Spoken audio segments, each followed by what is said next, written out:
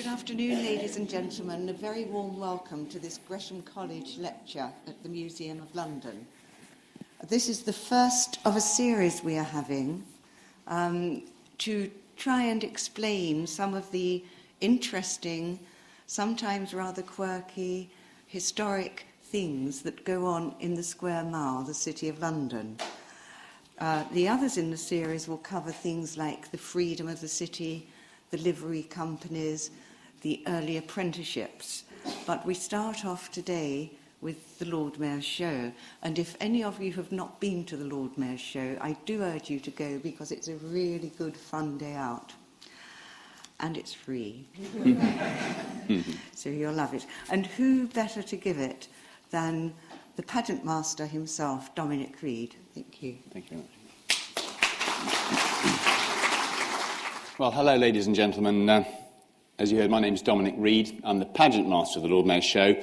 I'm going to tell you about the history of the show. I'm going to tell you about the way I organise it, and I'm going to attempt also to put it into some sort of historical context.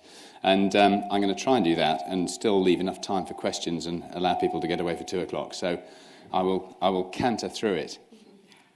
A thing that interests me, though, at the moment is what the underlying causes are for the current surge of popularity that the show's experiencing. Because in this challenging economic climate that we live in, this year's Lord Mayor's Show, which is on the 12th of November, has more floats participating in it, bearing in mind that it costs money to enter the show, let alone to build the float and devote manpower to it. We've got more floats, more organisations participating than we have ever had. And the crowds are getting...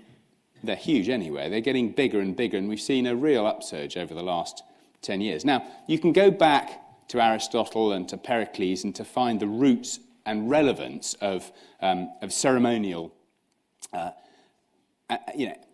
its roots and causes. And indeed, some interesting work's been done recently on the social and biological implications of the lives we lead out. You know, more screen-based activity, more social networking.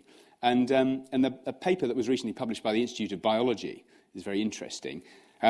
It says, one of the most pronounced changes in the daily habits of British citizens is a reduction in the number of minutes per day that they interact with another human being. Recent history has seen people in marked retreat from one another as Britain moves from a culture of greater common experience to a society of more isolated experience. And Khan Ross, in his new book, Leaderless Revolution, talks about the power of the crowd. This was the power of the crowd, he says, a force that can be felt benignly in the exhilaration of a cheering crowd or malignly in a rioting mob. Very topical. And it's very much, I think, a reaction to that common experience that gives the show the power that it has. And I'm going to start with a quotation from the preface to the ceremonial handbook of the Corporation of London, which I think goes right to the heart of what it's all about. Ceremonies are not idle forms or shows put on merely for entertainment. They ensure that things are done with dignity and in good order. More than this, they embody and make visible rights and privileges. By means of ceremonials, the historical traditions of the past were maintained and the rights and privileges impressed on the minds of all those who witnessed them.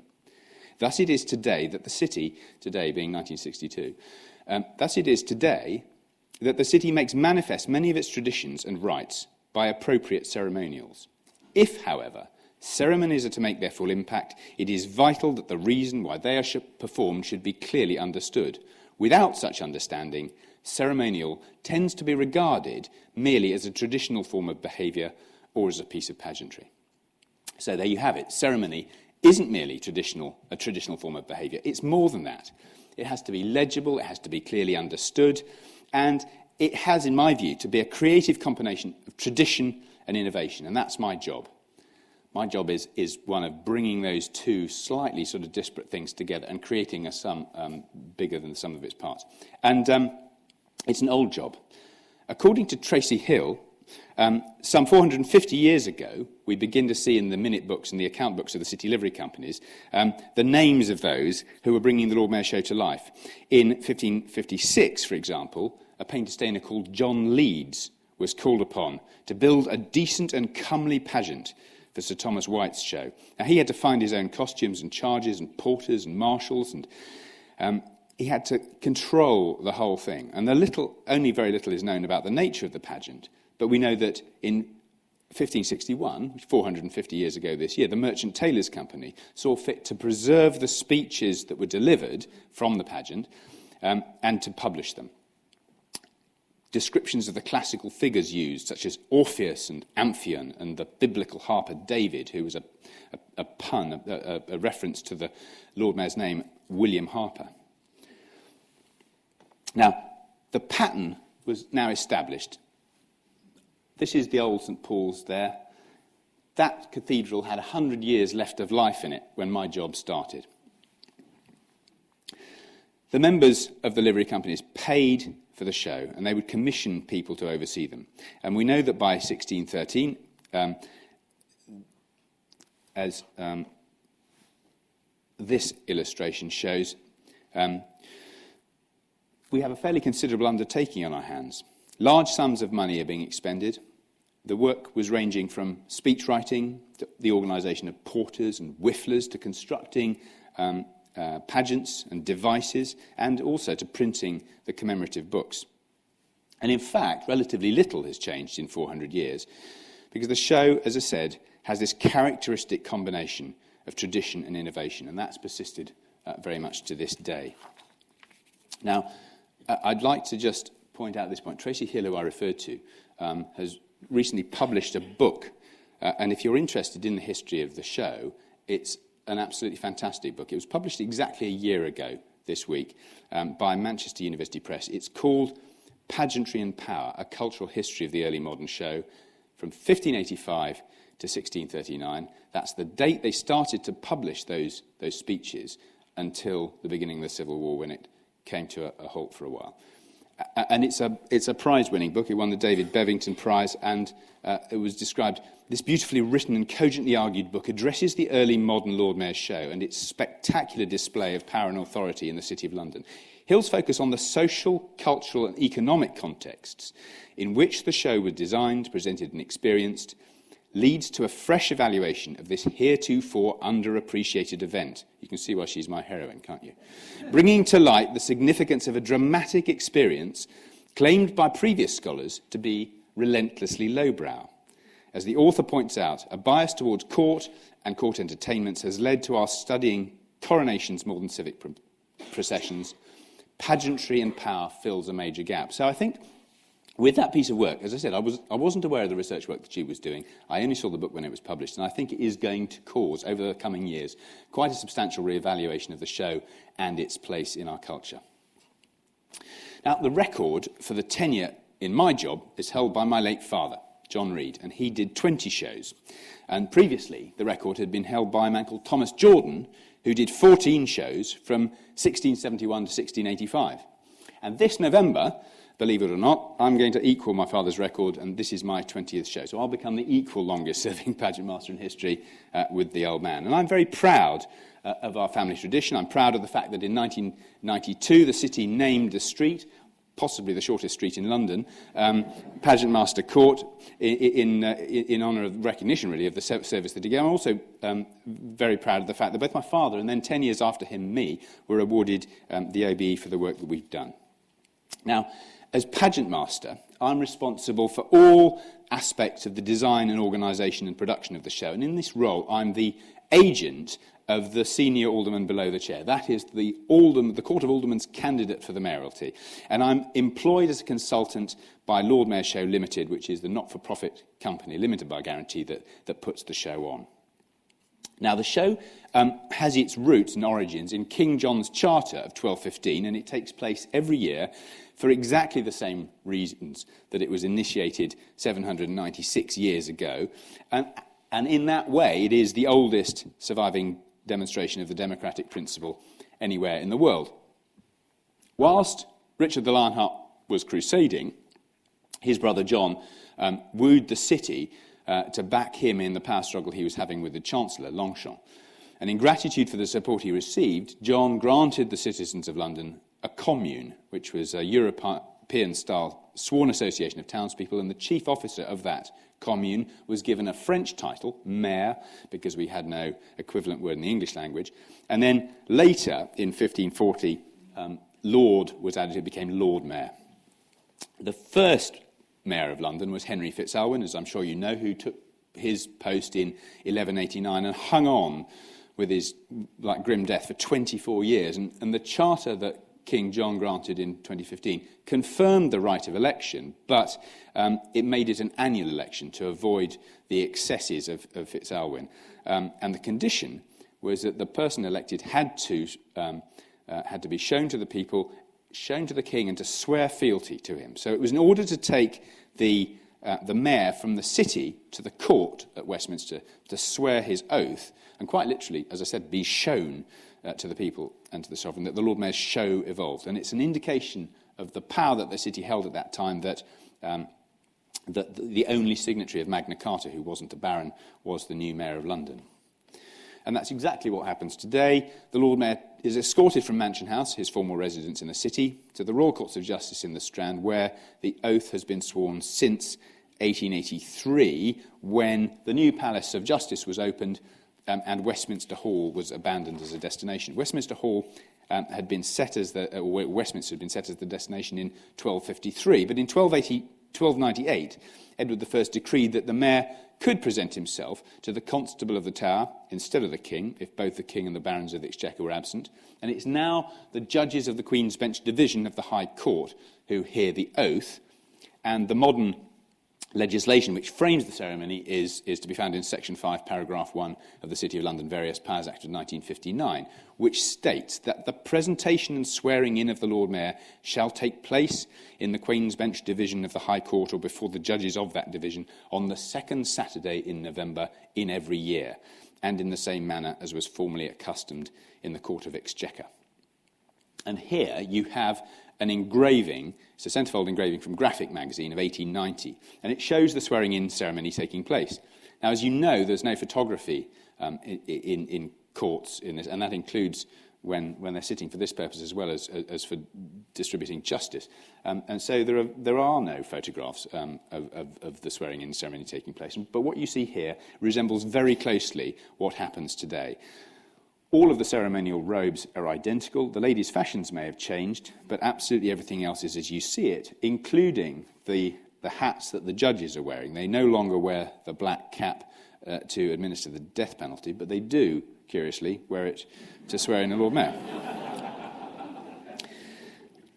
Now, originally, the date of the Lord Mayor's show was the 29th of October,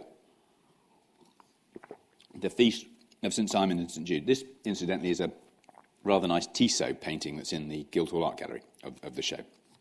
So when the calendar changed in 1751, the date changed to the 9th of November, and it remained the 9th of November until the early 1950s, when the disruption caused to the business of the city by the procession happening to fall on whichever day of the week the 9th happened to be was deemed to be unacceptable. And the 1959 City of London Various Powers Act I referred to changed the date of the show from the 9th of November to the second Saturday in November. Now, Remembrance Sunday, as I'm sure you're aware, is fixed by a separate Act of Parliament and is the Sunday nearest to Armistice Day, which is the 11th of November. So every once in a while, the show and Remembrance Sunday, which are felt, I think, by Londoners to be the same weekend, split apart. It will happen in 2015. It'll happen again in 2020. And the 11th, Armistice Day, the show will fall on show day in 2017 and again in 2023. You can see I've got long-term career plans. Now, the inconvenience of the date shifting around was compounded by the fact that the route shifted around as well, because it would vary every year so that it could pass through the ward of the alderman who had been elected to office, and quite often then down to the river. So the present route was agreed by the Corporation and the Home Office in 1952, and it only alters in the event of major construction or roadworks, as it did when they took down the bridge at the bottom of Fleet Street and Ludgate Circus. This is a view, again, from the Graphic magazine. It's a view from the top of St Paul's looking down Ludgate Hill up Fleet Street towards the Royal Courts of Justice, which you can see the spires there looking a bit like Hogwarts. So, But the kind of disruption that I'm talking about is nothing new to us. In 1676, the Court of Aldermen approved a change of route, the passage being now obstructed by the great quantities of stone laid there for the convenience of St. Paul's Church. Now, the modern development of the route is something that does require my constant attention because, as you will all be well aware from your own personal experience, people like nothing more than to change road junctions and put bollards in and things like that. And if they were allowed to do that without any kind of supervision at all, the route would have long since been impassable. So quite a lot of what you see in the city is actually built and designed and modified to accommodate a 250-year-old coach and a lot of horses. Now, in the early days, there were two principal routes from London to Westminster. One along a road called the Strand, past the houses of the Dukes of Somerset and Savoy, Somerset House and the Savoy Hotel. And the other, of course, was by river. This is a rather nice painting by David Roberts that's in the collection of the Goldsmiths Company. David Roberts, more familiar to you probably with his wonderful watercolours of the Holy Land, but that's the river procession. Throughout history, the procession has actually vacillated between the road and the river. There is a perception that it was once always on the river and then it all changed and it's always been on land. That's not quite as simple as that. Early records of the Grocers' Company show that river processions took place in the early 15th century, and we think that in 1422, William Waldern made the first journey by river. We know that in 1453, Sir John Norman had built his own barge, especially for the purpose. And my favourite anecdote, my favourite sort of the many contributions that the show has made to the language, is the expression "to be at sixes and sevens," which originates from the Lord Mayor's show of 1483, when the barges of the Skinners and the Merchant Taylors' Company were trying to overtake one another in a bit of a tussle, and they clashed and a man was killed. And the Lord Mayor ruled that the two companies should alternate their seniority between 6 and 7 every year, and dine together and drink each other's health. And that's a tradition that still is very much alive today. Now, this is one of 5 paintings that Canaletto did at the Lord Mayor's show. And this one dates from 1747. And I'd like you to try and remember that date, because I'm going to show you an engraving by Hogarth of the same show in the same year, which looks considerably different. And it's very good evidence that if you want to record things for posterity, better to have a Venetian artist than an English engraver. Now, apart from the Lord Mayor's state barge, which you can see there, you can also see livery company barges. So you've got barges of the Skinners and Goldsmiths and Merchant Taylors and Vintners and Mercers and Drapers. You can see that the canopy of the Lord Mayor's barge there is blue. And there were 2 types of cloth that were used for the canopies of barges with beautiful, rather marvellous names, I think. Blue one, and the blue colour was called Plunket, or a red one, and that colour was called Murray, so Plunket and Murray. And the blue indicates that it's a civic event, and red, a Murray canopy, would indicate that it was a royal occasion. Now you can see in the far distance Lambeth Palace, you can see Westminster Abbey and obviously Westminster Hall. Behind that you can see Queen Anne's Footstool, St John Smith Square. But obviously the most dominant architectural feature there is the bridge. A bridge, I might say, that wasn't completed until 3 years after the painting was done. And in the middle, over the centre span, you can see 2 what would have been colossal statues, if you were standing underneath them, of Thames and Isis, and they were never actually built at all. So, now the last city barge to take a Lord Mayor to Westminster was built in 1807, described at the time as profusely gilt. It was 85 feet long, rowed with 18 oars, and cost £2,579. The last river procession took place in 1856, and that's a year in which 2 things happened. The corporation ceased to be the sole conservator of the River Thames, and Bazalgette's great engineering project, the Victoria Embankment, was completed, and that effectively narrowed the river and increased the speed of the flow so dramatically that a leisurely row from the city to Westminster became impossible. So in 1860, the barge was sold for £85 to Queen's College, Oxford, and there it served as a boat club smoking room until it fell into disrepair and sank. Now, this year, the Lord Mayor is is an oarsman, a keen oarsman. He's a supporter of rowing for disadvantaged young people, and he's going to have a river progress, but it's going to come the other way. It's going to come from Westminster down the river and finish it through Tower Bridge and finish at HMS President. That's HMS President, the naval base, not the boat moored alongside the embankment. And that's going to be very much the core element of the planned Diamond Jubilee flotilla. So do get up early and come and see that. Now, the history of the journey by land is equally eventful. When the procession went by river, it invariably travelled as far by land as it did on water anyway, because, as I said, the procession would wend its way through the city, through the ward of the Lord Mayor, and down to the river. And originally, the important people would ride on horseback, and the last Lord Mayor to do that in the Lord Mayor's show was Sir Gilbert Heathcote, who in 1711 fell and broke his leg.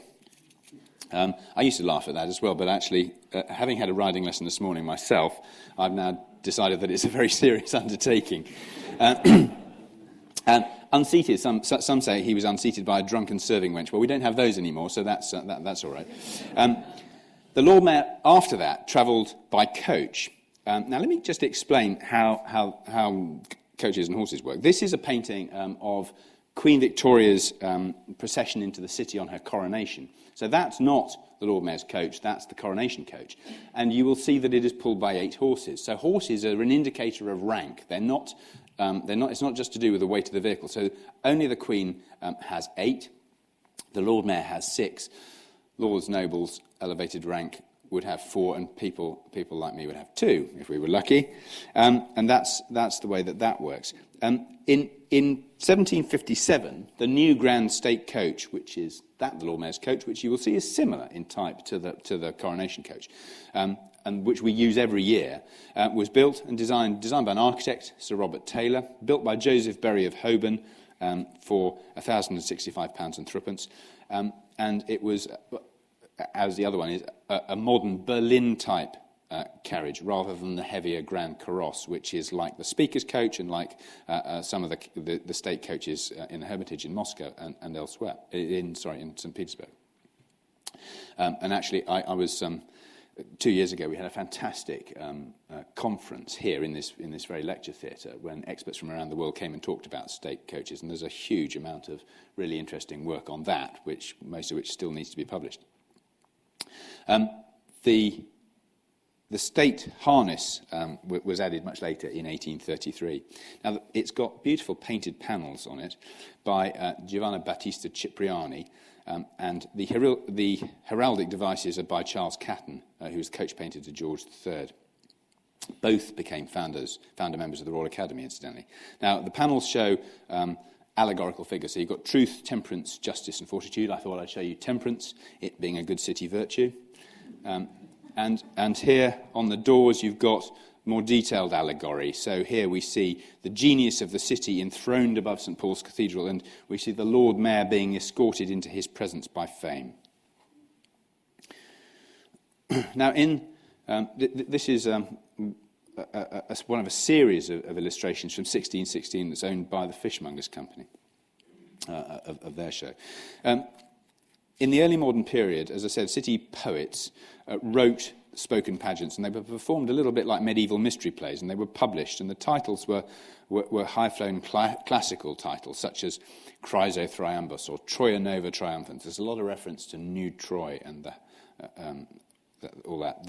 The references were really to London's mythological past, but running through all of that was the humorous tradition of the pun, the crude pun from Elizabethan theatre. So when John Lemon, for example, the fishmonger, was Lord Mayor, his title, the formal title of his show was Chrysonalia, but the symbol of the lemon tree, which you can see here, was very much in evidence. And this recalls earlier kind of trade pageants. The Grocers' Company had them earlier and refers back to the royal entries. In 1432, the Lord Mayor John Wells was represented by 3 wells built on a float. Now, these titles were the forerunners, really, I suppose, of today's themes, which not only shape the content of the show, but they're more to do with the agenda for the mayoral year. So this year's theme will be Fit for the Future. And modern themes are not necessarily about the poetry of the show is to do, and they're not about creative visual expression, it's more to do with the Lord Mayor's interests. And so we have to work with designers to make sure that we produce interesting and attractive floats. This, interestingly, is a money tree, which I think compares interestingly with the lemon tree, doesn't it? I once upon a time, I was the first executive director of the Oxford and Cambridge boat race, and I was there in its 150th anniversary year, and we did some really interesting research. It's a bit of a digression, this, I know, sorry, but we discovered that all 18 of the first boat race crews went into the church, and 150 years later, they all went into the city, financial city. And look where it's got us. The forces of the Crown are an important component of the uniquely British mix that is the Lord Mayor's show, and something that we've had since long before the establishment of a regular standing army, because we know that the city's trained bands escorted the Lord Mayor very early on, because in 1658 we hear of the Pikemen Musketeers of the Honourable Artillery Company reviving an ancient custom by providing an escort. Now, the Pikemen Musketeers, their uniform and their drill dates from that period, and they form the bodyguard to the Lord Mayor under royal warrant. The Lord Mayor, the show, is also privileged to enjoy participation from the finest and most senior ceremonial units of the British Army. We do have all the best on parade, and that's one of the things I think that makes it so special. They are all they take part by the gracious permission of Her Majesty the Queen. It includes King's Troop, which you can see here, King's Troop Royal Horse Artillery, who, when they parade with their guns, are right of the line, and the mounted band of the Household Cavalry Regiment, who ride in their gold state coats. Now, the Lord Mayor's show is the only occasion when they do that except in the presence of royalty, and this singular honour dates back to the coronation of Charles II. And this is Charles II's coronation procession. I showed you the Queen Victoria's coronation procession earlier. When I say coronation procession, they tended to process through the city on the eve of their coronation, and that's what you see there. So the King ordered new gold state coats for his cavalry bands, especially for his coronation, presented the bill to Parliament. Parliament were less than impressed with that, refused to pay, and the Lord Mayor came to the aid of the King and paid the bill, and in return was granted the privilege of being escorted by the Household Cavalry in state dress on Lord Mayor's Day, which still happens. So we have a very long-standing 350-year relationship with the Household Cavalry. Military participation seems to be diminished by some campaigns, increased by others. In 1914, some 3,000 troops from Britain and the Dominions marched, we're told, and with the newspapers commenting that it ought to prove more valuable than 100 best speeches. The show of 1915 was a recruiting show. German prisoners of war and captured guns and aircraft were paraded, we hear.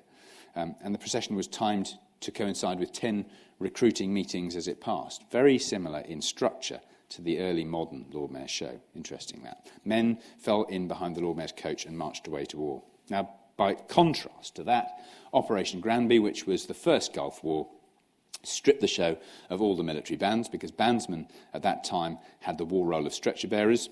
But this year, on the site you see here, literally exactly where that bomb fell, there will be a Guard of Honour found by the Royal Marines Reserve City of London. They have just come back from Operation Herrick in Afghanistan, and the Lord Mayor will be presenting them with their operational service medals on that spot as they do. Now, there are many fine written descriptions of the Lord Mayor's show, but the earliest that is positively identifiable as the show, as opposed to some of the other similar events that took place, was from 1553 by a merchant tailor called Henry Machin, and he describes giants, wild men, and whifflers. Now, a plethora of ceremonies and processions existed in the medieval period. Some had originated from pagan ritual and ceremony and continued into the Middle Ages, and others had grown up around the newer religious and royal celebrations. And it was to accompany the Lord Mayor in fulfilling his constitutional duty, as we've discussed, that the show developed. So in 1377, we hear of minstrels accompanying the Lord Mayor. Sir Nicholas Bember, a grocer Lord Mayor, and his show grew in importance and grandeur, and gradually more and more was added to it as a competitive response, perhaps also to the royal entries, which were more focused on the crown. And in 1535, when the Midsummer Watch, which was another procession basically died a death, the transfer of a lot of the theatricality of that came across to the show, and really by that point, by the sort of the mid-1500s, the show as we know it now is pretty much complete.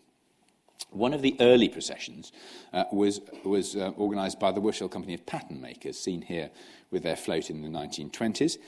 This year, the pattern makers will take part in a carriage in the show, as they do of right every 3 years, because one fateful Lord Mayor's morning many centuries ago, the two processions met head-on, and the pattern makers agreed to desist and were granted in return the right to take part in the Lord Mayor show every third year. The mythical figures that Machin describes come from this pre-Christian tradition that I've spoken about, and the last remaining vestiges of that really are the city giants Gog and Magog. They're the traditional guardians of the city and are known to have been carried in the show since before the reign of Henry V, but their history is buried in the mysterious world of myth and legend and could easily fill another lecture, really. We resurrected them here. These were inflatables that we brought into being in 1993, and it was interesting because we got an immediate outburst of indignant correspondence in the Times from worried clergymen who were upset about us, reviving pagan imagery. And I was quite surprised by the strength of feeling that caused. Now, one version of their story is that the last two surviving sons of the infamous daughters of Diocletian were captured and kept chained to the gates of Guildhall as their guardians. And however they got there, we know that by the reign of Henry V, there were giants in Guildhall, and when in 1554 they appeared in the Lord Mayor show, the names Gog Magog and Coronaeus were attached to them for the first time. And in 1672, the pageant master, Thomas Jordan, who I mentioned earlier, described them as two exceeding rarities and stated that at the conclusion of the show, they are to be set up in Guildhall, where they may be daily seen all year, and I hope never to be demolished by such dismal violence as happened to their predecessors. He was referring to the terrible destruction of the Great Fire. This is another marvellous painting in... actually, I think it's in here. I think it's in the museum. Painting of the Great Fire. His giants, that's to say the ones I just mentioned, only lasted a few years. They were made of wickerwork and pasteboard, and they're like the sacrificial forebears. They were soon destroyed by mice and rats, and were replaced in 1708 by the magnificent carved wooden ones, which we based the inflatables on. You've seen the two 1708 ones in the earlier slides. They lasted for over 200 years and then were destroyed in the Blitz, and they were then again in turn replaced by the ones you see today. And now in the show we have original wickerwork recreations, which the Basket Makers Company produced for us in 2006. Now, the show has had a broad influence on British culture. Its most fundamental effect has been on language, I would suggest, to which it's given a number of words and idioms. And we have already heard about sixes and sevens. The most obvious word, of course, is float, derived from the days when the tableau really did float on the river, as you can see it trying to do here. But perhaps the most fundamentally of all, the Lord Mayor show appears in the Oxford English Dictionary as part of the very definition of the word show. In the early years, Lord Mayors were real Lord Mayors who rode a battle on horseback brandishing swords, and in 1381 it was the Lord Mayor, William Woolworth, who slew the rebel Wat Tyler and was knighted in the field, in his case Smithfield. Dick Whittington really did turn again. He was Lord Mayor of London 3 times, in 1397, 1406 and 1419. And here is his entry in the book to prove it. The show was enormously popular during the Renaissance, and when in 1605 it was ruined by bad weather, it had to be repeated on All Saints' Day due to public demand. We know which should be tricky to do nowadays. We know that in 1618, the very unpopular execution of Sir Walter Raleigh was scheduled for Lord Mayor's Day in the hope that public attention would be distracted and civil disobedience avoided. Now, another peak of popularity was reached in the late 19th century with the development of broader international themes and participation. And in 1876, 13 elephants took part to represent empire, seen here by Delhi passing Temple Bar. They're said to have attracted more cheers than the Lord Mayor himself. The RNLI have taken part on occasion ever since Grace Darling's original rowing boat. You'll remember the story. Her original rowing boat that started all of that off was carried in the show in 1883, which was the same year the Royal Courts were opened. The Lord Mayor's Show was one of the very first events in the world to be broadcast live on television, and it vies with the Chelsea Flower Show as the longest-running television programme on the planet. It saw the first use of radio stereo microphones in my first year in 1992, and it's now broadcast live to Britain, Europe, Hong Kong and the Asian subcontinent by the BBC and by BBC World Service. And as many people see the show in any one year as did during the whole of the 19th century. Now, the show also featured in Alfred Hitchcock's film Sabotage, which was based on Joseph Conrad's novel The Secret Agent. And this is Hitchcock recreating the Lord Mayor's Show in a field in Northolt, which I think is a magnificent image. Now, during its long history, the show has been repeatedly threatened on a number of occasions by the Black Death, by the Great Fire, by the Gordon riots, and of course by the newspapers. In 1867, the Times thundered, "The show will vanish, but the banquet is safe." Well, we're still here. So, more recently, the Luftwaffe, obviously, and the IRA. That's, for those of you who can't quite work out what that is, that's a BMW 316i that's been bounced 4 stories off the building just behind it by the Bishopsgate bomb in 1992, which was my first year, and that bomb was actually intended for us. In a quite an unassuming way, though, the show has endured all these tribulations, and it was last cancelled, believe it or not, in 1852 for the funeral of the Duke of Wellington. In 1761, the Prime Minister took part and was so popular that the crowds mobbed his carriage and kissed his horses. You know what? It doesn't matter who's Prime Minister. Whenever I say that, I get a laugh. It's fantastic. It was William Pitt, anyway. Hard to envisage a frenzy being whipped up today, and I can assure you that nobody would be allowed to kiss anything anywhere near the Prime Minister. So, moving swiftly on. This is the image I was going to tell you about. This is one of a 12-plate series done by Hogarth called Industry and Idleness, and this is the final culmination of the industrious apprentice's life. He has become Lord Mayor of London, the pinnacle of achievement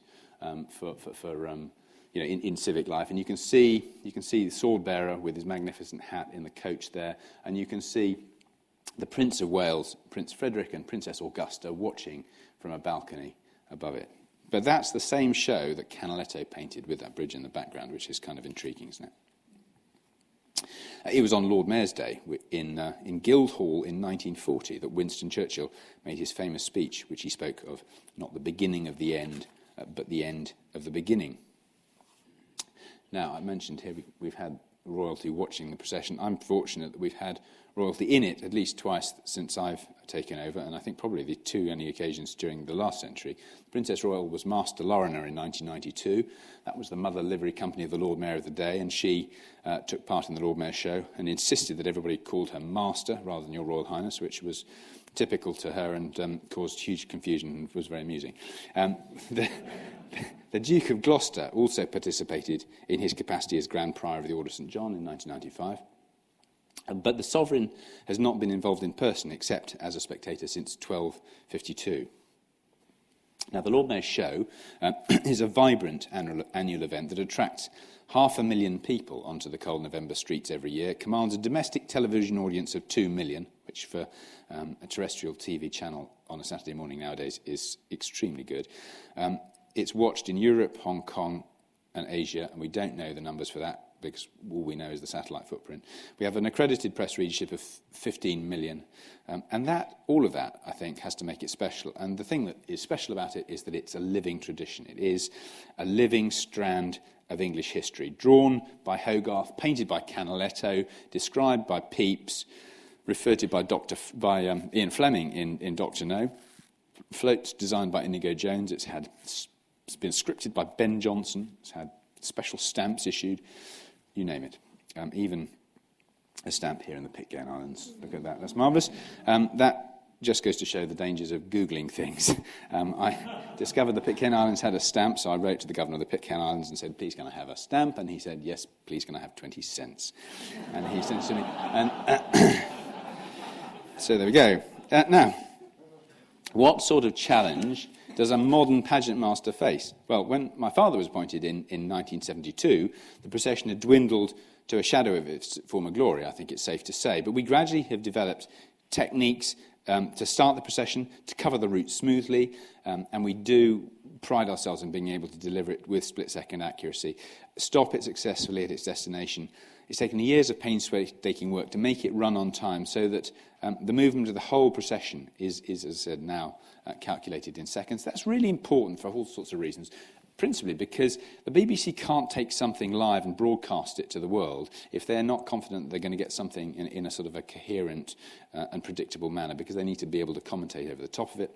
The other thing is that it's very important, I think, that the show, if the show is anything at all, it is a platform for good citizenship. And what I would say is that, you could come along and you could conduct an interview with any one of the 7,000 people in the Lord Mayor show, from the Lord Mayor down to the smallest child or the most freshly returned serviceman from a war overseas, and you could have a fantastic interview with them, and you would learn something, and you would get a great story. Every single person in the procession has a really interesting story to tell, and my job is to create the platform that allows them to be and to do and to manifest all of that. It's a privilege, really.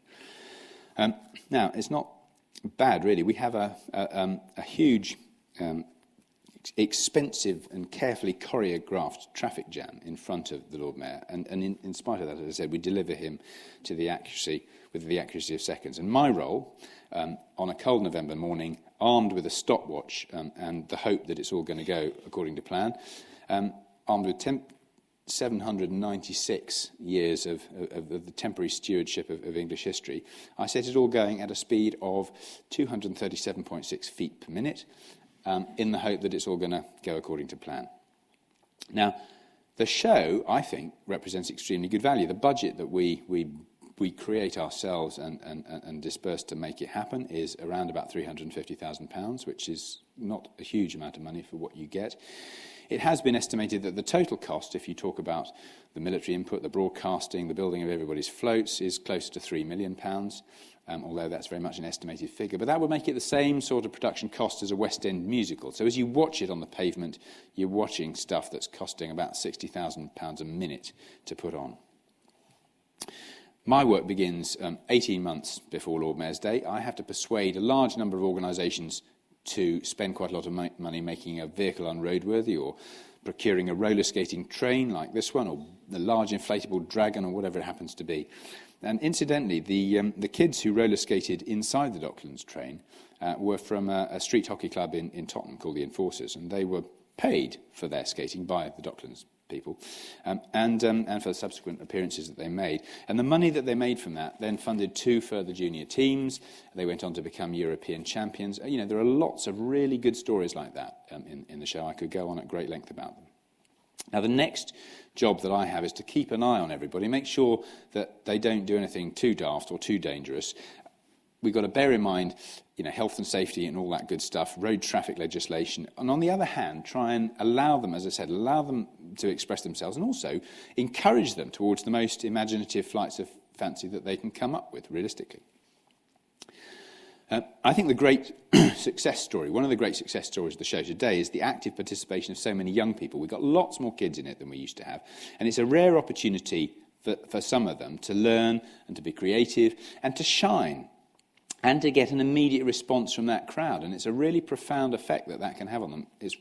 One mustn't underestimate that. In a world in which they're not getting any positive reinforcement or feedback, suddenly to be faced by a crowd of people who are cheering at them can be life-changing, and that I'd like to see extended. I'd like everybody. I'd like 7,000 people. I'd like them all to be kids with that kind of opportunity in front of them, really. A lot of organisations now use it as a platform for corporate social responsibility, and they involve community groups and children, as I've said. We've achieved lots of GCSEs and NVQ qualifications. We know of kids who've got into art college with portfolios of work that they've done specifically on the show. And we know, these are anecdotal stories, but I know one kid who was involved in in working with the Woolwich Building Society, as was on the float there. And I mean, we went down to see them at the school, and he was going nowhere. I mean, he was not going to come out of school with any kind of qualification at all.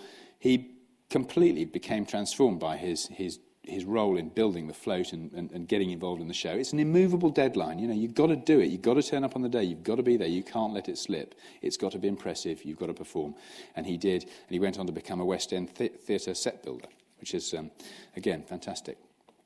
So the show has changed. It's best summed up, I think, in a passage that I discovered buried in a livery newsletter, the newsletter of the Worship Company of Chartered Secretaries and Administrators. And it was Claire Holder, and you may remember her as the person who used to run the Notting Hill Carnival. And she says this: I thought to myself, it can't be. That sounds like steel pan music. I was in the city, not Notting Hill. But as we got closer to the sound, it was undeniably steel pan music. Well, I'll be jiggered. There were also costumes, jazz bands, traditional carriages. The Lord Mayor's Show has for some years now opened up and embraced other cultures and styles that reflect the evolutionary trends in our city's population. You could have knocked me down with a feather. Where was I when all this development was taking place? So, as I've said, the show's a platform. Platform for children and charities to demonstrate what they can do, for British ceremonial to flourish, for the best that we've got on offer to be seen. And here we've got Richard Noble's world record-breaking thrust SSC. It had just broken the sound barrier in Nevada. It had come straight off the plane. You know, usually the show's full by October, but when Richard Noble rings up and says, I've got this car I want to put in, what do you think? Have you got space? The answer, of course, is yes. And off it came, off the aircraft, and it's still, in that photograph, still coated with a fine film of dust from the Nevada desert. And, I mean, I saw grown men get all tearful and weepy as it went past. It was extraordinary. So, administrative detail. Creating this platform requires a bit of a gritty administration. Arrange for 43 tons of sand to be dumped on the streets for the benefit of the horses. We place over 6,500 galvanised crowd barriers. We build some 3,000 grandstand seats. We print the tickets. We procure the fireworks. We write the instructions. We launch the website. We make sure that every one of the manholes and the vacant properties on the route is searched and sealed. That's 3,500 manholes to be sealed. A few years ago, it was 197 vacant properties. It's more now. We risk assess it. That's always a joy today. We like to do that. And then, with a team of 120 assorted officers of the reserve forces, we marshal somewhere in the region of 5,000 civilians and 2,000 servicemen and women, which makes it the largest military parade in the calendar, about 2.5 times the size of Trooping the Colour, 250 horses, 200 motor vehicles, the 20 bands, in all the best bands. We have a Guards band and Royal Marines band, all of it. The fabulous state coach and all the carriages that Her Majesty graciously has to lend us, and a few more that we go out and hire. And to give you an indication, this year we'll have 20 carriages in the Lord Mayor's Show. And for the combination of both Jubilee processions in 2002, the combined total of all the carriages in those processions was 7. So we put it into a procession, which is the biggest unrehearsed procession in the world. It's over 3 miles long. It's 3.1 miles this year. Makes it over twice the length of the route that we have available. We get it all going at the correct speed, which you will remember, 237.6 feet per minute. Broadcast it live to an audience of some 2 million viewers, pausing for the Lord Mayor to be blessed at St Paul's Cathedral. We stop it, we take it to pieces, we feed the 7,000 people in 45 minutes, we put it back together, and we do it all over again. Now, in order to start the whole thing off, we have a modern tradition has emerged, which is the Flypast. In 1997, I think we had the best that we've had. It was a Flypast of 28 aircraft of the French Air Force and the RAF combined. And in front of the Mansion House, we had a magnificent Guard of Honour found by the Commandement des Fusiliers Commando de l'Air and the Queen's Colour Squadron. That was one of the years when the show was not on the same weekend as Remembrance Day, because the Queen's Colour Squadron are usually involved at the Royal Albert Hall and not available to us, so it's very nice when they can join us. We had all of this for an interesting reason. There used to be an organisation called the Franco-British European Air Group, and they had invited the Red Arrows to fly over Paris on Bastille Day, which they had done. And Europe decided that it wanted to change the grouping and call it the European Air Group and involve the Spanish and the Germans. And we were, at that point, in a position where we had to have a return match for the French. And there was a view that it would be nice if we could do that before Christmas, because having the Luftwaffe over London again quite so soon wasn't necessarily what we wanted, and could we fit them in? And so I said, of course we can. Why not?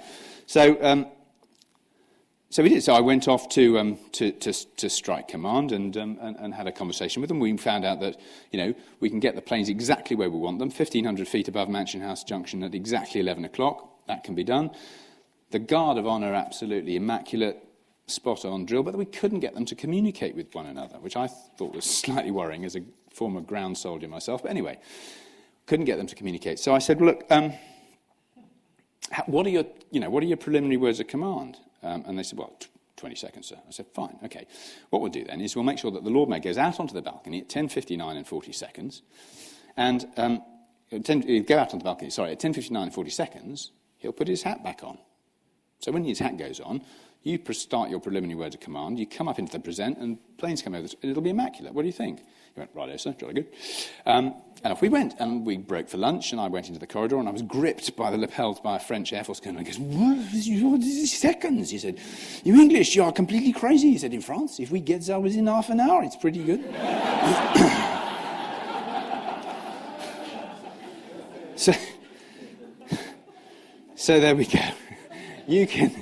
You can see that my task covers a wide range of areas. Apart from obviously logistics and administration, increasingly important nowadays are effective marketing, good media relations, tight security, and everything has to be attended to in infinitesimal detail. And the show's a peculiarly British combination of state ceremonial, military parade, and carnival, and it contains all these sort of slightly disparate elements: the splendour, the pomp, ceremony of glittering carriages, brightly uniformed soldiers, marching bands, ever more exciting and innovative floats, and, as I said, the integration of corporate social responsibility. So that's what you get.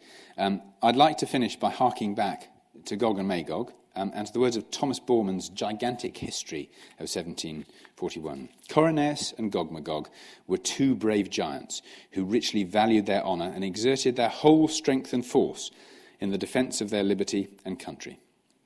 So, the City of London, by placing these their representatives in their guild hall, emblematically declare that they will, like mighty giants, defend the honour of their country and the liberties of this their city, which excels all others as much as those huge giants exceed in stature the common bulk of mankind. Ladies and gentlemen, thank you.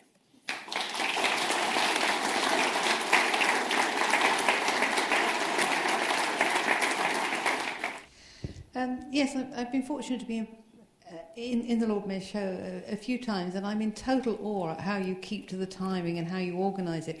Could you tell us how, and yet there seems to be virtually nobody in your department. Can you tell me how large a department you have? I mean, one would imagine this would take 20, 30 people full time. Well, that's very sweet of you, thank you. There is me, and there is my trusty PA assistant, Helen, and that's us. There's two of us. I went and delivered a lecture similar to this in America for around the Tournament of Roses parade in Pasadena, and there they have 900 people working on it all year round, and it's pretty much exactly the same size as what we've got here. There are a number of things. One is that it's iterative, and therefore one can actually build and polish it and refine it as you go on.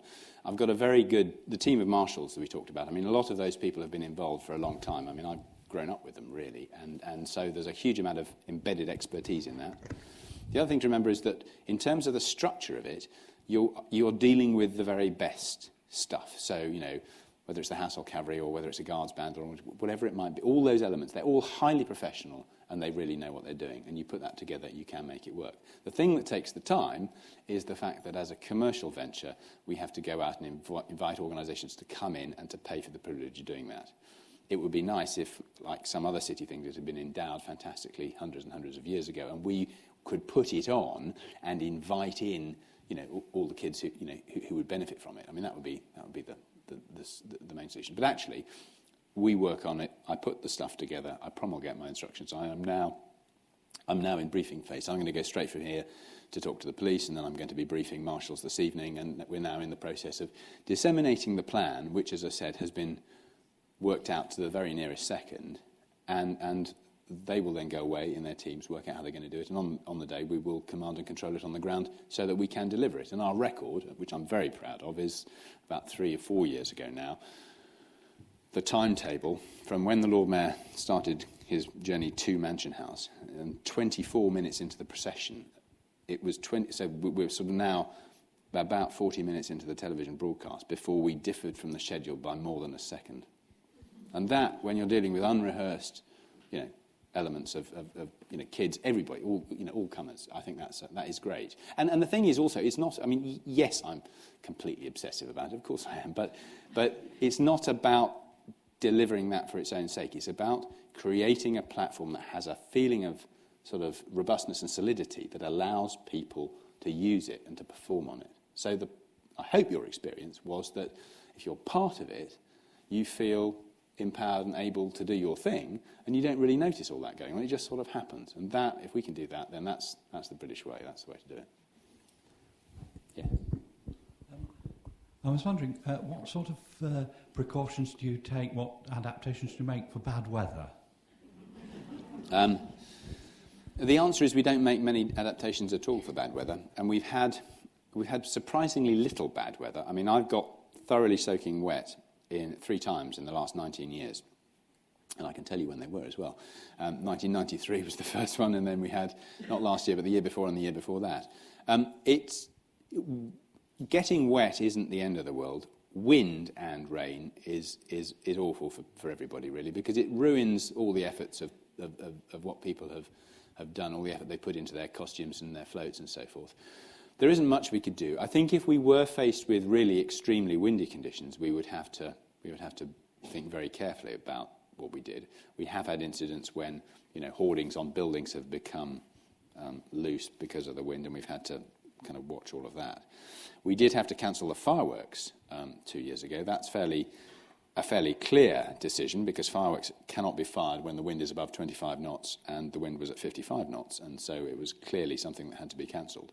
And I made the mistake. It can only be my mistake. I made the mistake. We got the message out. We cancelled it at about 2:30, 3 o'clock, and we got it onto the press wire. We got it onto the underground system, tannoys. We got it onto the, announced it all at railway. Did we put it on the website? I forgot about that.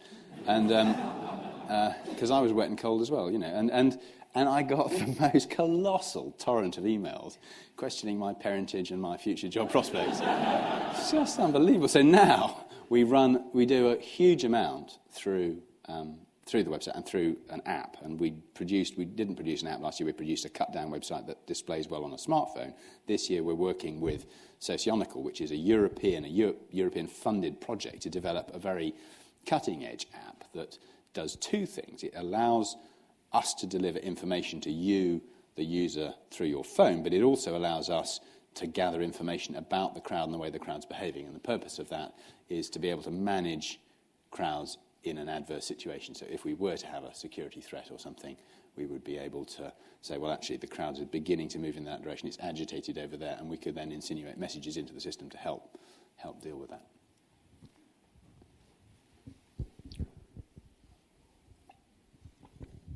You say you've got more people taking part in the show this year than ever before.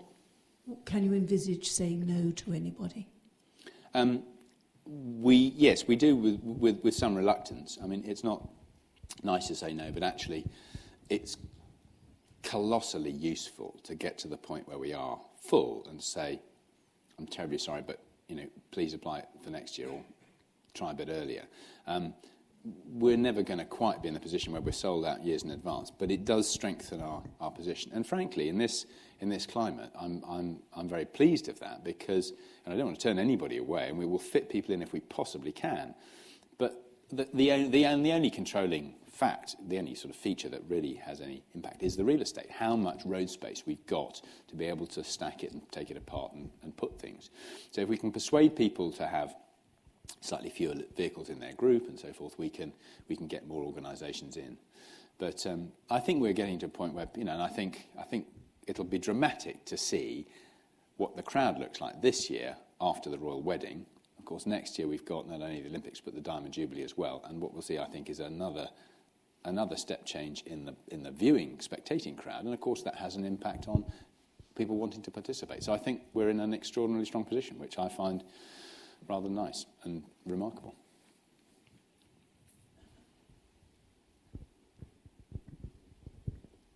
I just wanted to know, with the river pageant element, which was brought back last November, is that likely to stay, and will that grow in significance? There is going to be a river element this year, but it'll be early in the morning. So what will happen is that the Lord Mayor will be rowed on Jubilant, which is the royal barge, from the Westminster boating base at Pimlico to HMS President. And that'll happen between that's going to happen basically between about 8:30 and 9:30. So the Lord Mayor will arrive at HMS President at 9:30. What happened last year was that we had activity on the river between the Lord Mayor Show and the fireworks, and that won't be repeated. And the reason it won't be repeated is that one of the issues that we have is that we have to close London traffic down.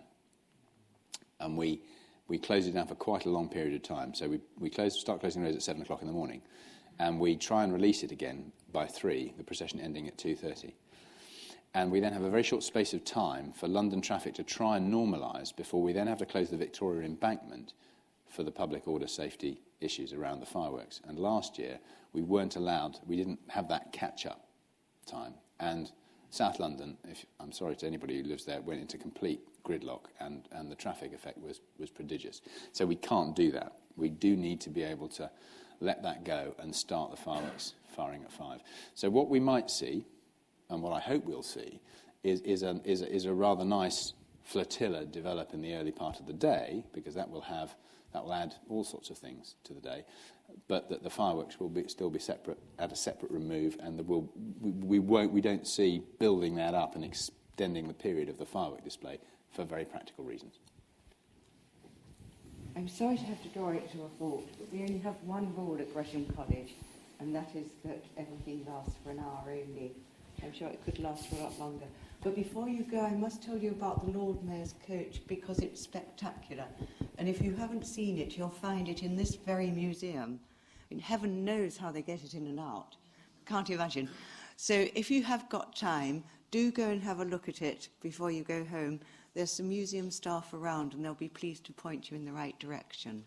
But thank you so much. That was fascinating. Thank you very much indeed.